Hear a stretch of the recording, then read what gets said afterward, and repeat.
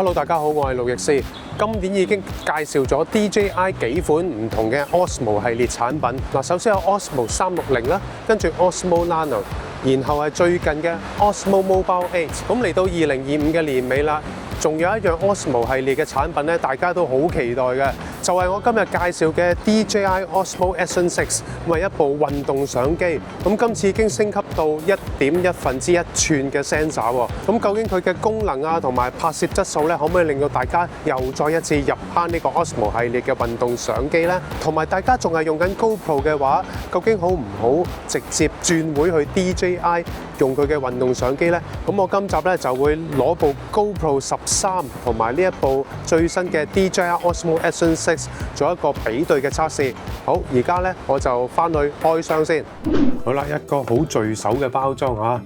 DJI Osmo Action 6，見到封面啊，一個黑色嘅機身，跟住呢度有個潛水員，咁啊標榜呢部機咧可以裸機20米防水嘅。再睇埋呢度啦，咁重咧，原來啊唔止淨係得部相機啊，有自拍杆啦、3個電池同埋一個充電管架。我呢個係唱拍套裝，跟住亦都係啦 ，DJI Mimo App 呢有個曲咧俾你叫你 download 翻 Android 同埋 iOS 都有嘅。好啦，喂，唔好講咁多，即刻開。一開見到啦，又係分開兩個 partition 嘅。呢一邊咧就係 accessory 啦，呢邊就係部主機啊。掹部主機出嚟睇下先。嗱，主機就咁主機咧，我覺得好輕手啦。今次係用咗叫唔叫黑色啊？呢個都接近黑色啦，係碳黑色嘅機身，搣埋個保護貼。見到好大個鏡頭喺度啦，前邊有一個正方形嘅 display， 快門掣喺呢度，咁啊入電池咧又係喺呢度啦。我仲諗住佢好似 Osmo 360咁樣咧，一拍向下拉，而家係一拍向上拉嚟打開嘅喎，咁樣倒翻轉喎。裏邊有包防潮珠，哇，好難攞出嚟，要揾個郵票夾佢出嚟先得。佢除咗內存50G咧，呢度仲可以插張 SD 卡。呢度有一個好闊嘅屏幕啊！喺呢度16:9闊屏幕。好，咁啊睇埋盒配件先。原來呢度都有教你點樣開電池蓋嘅，掟晒出嚟逐樣睇啊。Type-C cable、paperwork 啦、貼紙，跟住呢度有一啲墊片啊，仲有個頭盔掹啊。哇 ，total 有2個添啊，磁吸底座啊，送咗2個嘅磁吸底座。充電管架，咦，舊電應該可以同 Osmo 360共用喎，一樣啊，同 Osmo 360嘅電係一樣嘅，咁咪即係之前 Action 5嗰啲電都可以共用咯。仲有支自拍杆嘅，自拍杆有冇唔同啊？咁樣拆先，自拍杆已經有埋個掹喺度咯，將個掹裝上去。就已經好穩陣咁樣可以掹實部 Action 6咯喎。咦，係咪雙面㗎？今次個磁吸係喎，兩邊都夾得㗎。今次個磁吸咗係即係同 Osmo Nano 一樣啊，可以兩邊都吸到嘅。跟住送呢支自拍杆咧，呢度仲可以綁一條手繩添㗎嚇，咁啊防止甩手。呢個唱拍套裝就係咁多嘢啦。大家可以見到嗱，頭先開場都講過啦。大家如果仲用緊 GoPro 嘅話咧，睇埋我呢條片，會唔會由 GoPro 直接轉去 Action 6？所以我今集咧亦都準備咗一部 GoPro 13啊，拎出去拍條片比對下，睇下大家會唔會由 GoPro 轉會去 DJI 咯喎。好，而家即刻出去。DJI Osmo Action 6採用咗1.1寸感光元件，鏡頭視長角有155度，光圈可以由F2調校到F4，最高解像度 4K 60格，慢動作錄影可以 4K 120格 ，Rocksteady 3.0加電子增穩，最長續航力240分鐘，重量係149克。而 GoPro 13採用咗1.9寸嘅感光元件，鏡頭視長角118度，F2.8恒定光圈。最高解像度 5.3K 60格，而慢動作拍攝有 4K 120格 ，HyperSmooth 5.0電子增穩，最長續航時間150分鐘，重量係159克。咁而家將兩部 Action Cam 都擺喺同一個支架上邊，同步拍攝，比較下兩邊嘅畫質有咩分別啦噃。兩邊都用同樣嘅 4K 25格解像度去拍攝，相機設定係全自動原片直出俾大家睇。左邊係 GoPro 13，右邊係 DJI Osmo Action 6。嗱，明顯見到 Action 6咧，因為視場角比較闊啦，錄出嚟嘅畫面都多啲嘢睇嘅，同埋見到畫面嘅亮度都比 GoPro 13光少少。跟住進入室內，有少少低光嘅環境啦，再試埋跑步，睇下佢喺低光環境入邊嘅防震效果咯。大家可以睇到 GoPro 嘅 Hyper Smooth 對比起 DJI 嘅 Raw Steady， 邊一邊嘅防震係比較穩定啲呢？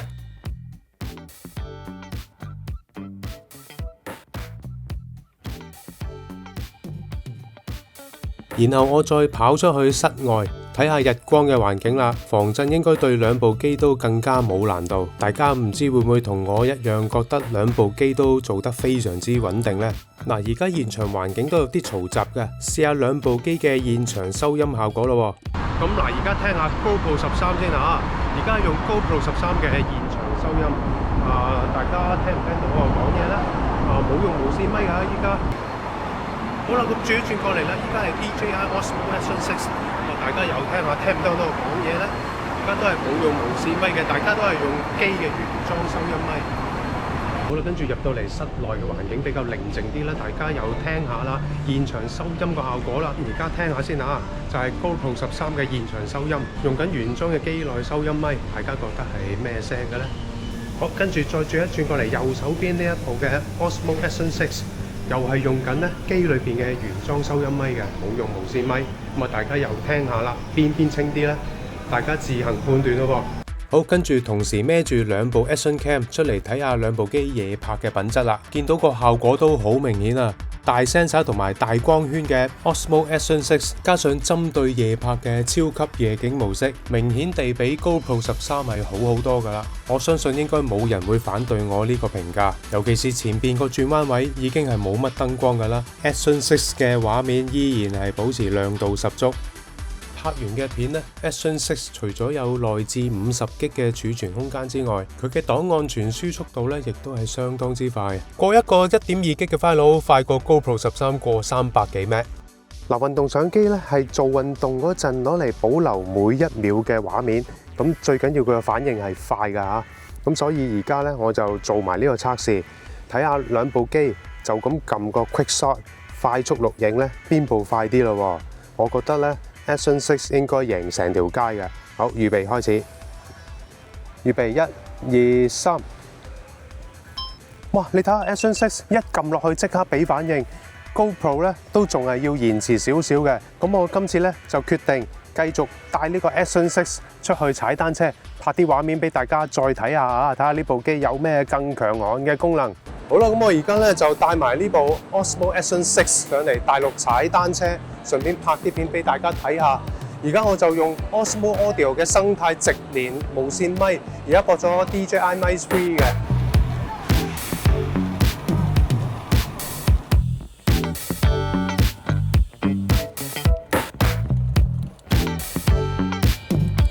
喂，咁啱呢個位背光喎，咁試下佢啊拍呢個 HDR 嘅效果，睇下前後對比嘅光暗咧，係咪會拉翻勻啊自動？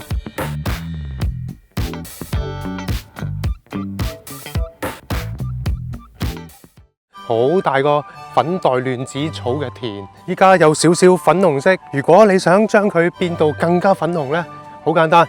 我只要將部機 set 做 D-Lock M 10bit color 咧，然後後製之後就會變咗咁樣啦。大家係咪覺得靚好多呢？10bit color 就可以 tune 到呢啲咁豐富嘅色彩。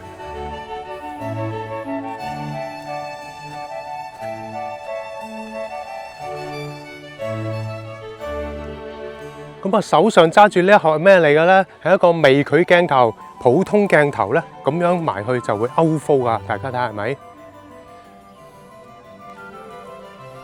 咁啊，但係當我套咗微距鏡頭落去之後咧，嗱，我而家行近啲一棵草嗰度，咁啊，將個焦距扭到最啱為止。係啊，大家見到近嗰啲咧，越嚟越清啦。若果影呢啲貓尾草，應該更加明顯。以前運動相機做唔到嘅效果呢，而家 Action 6就可以做到啦。影呢啲近距離嘅主體呢，亦都可以啦。見到呢，因為大光圈啊，所以佢都有一個淺景深嘅效果。Action 6用咗1.1分之1寸嘅 sensor， 咁啊，即係一個正方形嘅 sensor， 就同 Osmo 360一樣啊，同一款 sensor 嚟嘅。所以而家咧，佢係 support 埋呢個 Open Gaze 嘅 function， 咁啊，自由裁切嘅畫面，咁啊錄嗰陣咧，佢係錄出嚟係正方形嘅。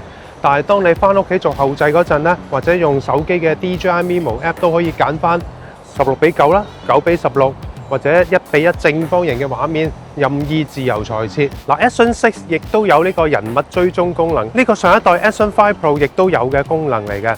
咁啊，佢主要都係咧喺畫面上邊做一啲少少嘅裁切，盡量令到主體喺個畫面嘅正中間。嗱，譬如我而家已經咧動咗個腳架喺地下，佢固定咗啦。咁我行左行右，個畫面依然咧將我個主體係擺喺正中間嘅。咁但係我如果行得出個頭咧，佢就會甩咗噶咯喎，因為裁切嘅畫面係有限嘅。嗱，9:16都可以用到呢個追蹤人像嘅功能，咁啊攞嚟拍 vlog 啊或者拍啲 reels 咧，咁就啱晒啦。有咗呢個人像跟隨嘅功能啊，就唔使人哋揸機啦，又唔使用啲手機雲台，咁啊可以跟蹤到。而家普通一部 Action Cam 用呢個 Action 6都可以用到啦。將光圈收到 F4， 仲可以拍到真正嘅星芒效果，效果靚過恒定光圈好多噶。之前用開嘅配件，依家都可以用，例如呢支雙面磁吸嘅自拍杆咧，咁啊既可以雙面磁吸啦，仲可以為到佢帶嚟更多嘅續航時間。咁啊側邊呢度有一條咧電話線咁嘅電源線，喺呢度可以開咗個蓋，佢直接插入去叉電同埋攞電。呢個 USB 蓋咧仲可以掹咗佢，咁又可以咧帶來無間斷嘅拍攝時間。上邊有啲掣，用呢個當一個遙控器用。自拍杆手柄後邊其實係有兩個翼嘅，可以秒變呢個座台自拍神器。好啦，今集就試咗呢一部 Osmo Action 6同埋 GoPro 之間畫質嘅分別。咁啊，大家希望咧睇完之後幫到大家喺兩部之間作出取捨。咁啊，購買鏈接我已經打咗入去下低嘅影片說明欄入邊啦，大家可以 click 入去睇下。好啦，睇完片記得分享、訂閱同埋俾個 like 支持一下小弟。咁下集再見咯，拜拜。